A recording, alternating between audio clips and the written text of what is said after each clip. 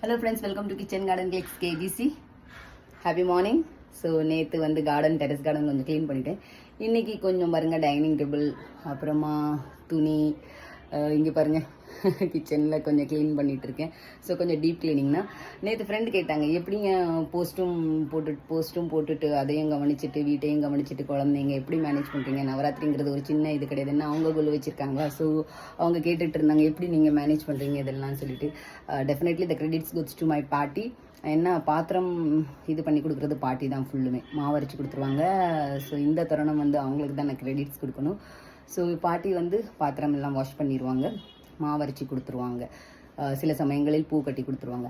And இந்த ஃபெஸ்டிவலில் வந்து தங்கச்சி வந்திருந்தா, அப்புறமா சித்தி, எங்கள் அம்மா அவங்களும் பண்ணிட்டு இருந்தாங்க. ஸோ எங்கள் வீட்டில் நீ பண்ணு நான் பண்ண அப்படின்னு கிடையாது. கொஞ்சம் நல்லா எல்லா லேடிஸுமே ஒர்க் பண்ணுவாங்க, தெரியும் ஃபெஸ்டிவல் இல்லையா. ஸோ அவங்களால அவங்க வந்து வரும்போது நல்லா பண்ணுவாங்க.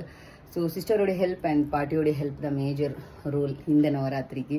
கிச்சன் கொஞ்சம் குக்கிங் எல்லாம் அவங்க பார்த்துக்கிட்டாங்க. டெய்லி க்ளீன் பண்ணாலுமே இந்த 10 to 12 15 டேஸ் வந்து பிஸியாக தான் இருந்துச்சு. இந்த இடையில கொஞ்சம் லேட் நைட் முழிச்சு எடிட் எல்லாம் பண்ணுறது. ஸோ வ்ளாகர்ஸ் வந்து அப்படியே ஃபேமிலியெல்லாம் விட்டுட்டு எல்லாம் பண்ணுறது கிடையாது. ஃபேமிலியோடைய responsible we do handle both. Yeah, so இந்த தருணத்தை சொல்லணும்னு ஆசைப்பட்டேன். So happy cleaning. Yeah, Deepavali வருது. Let's rock. பாய்.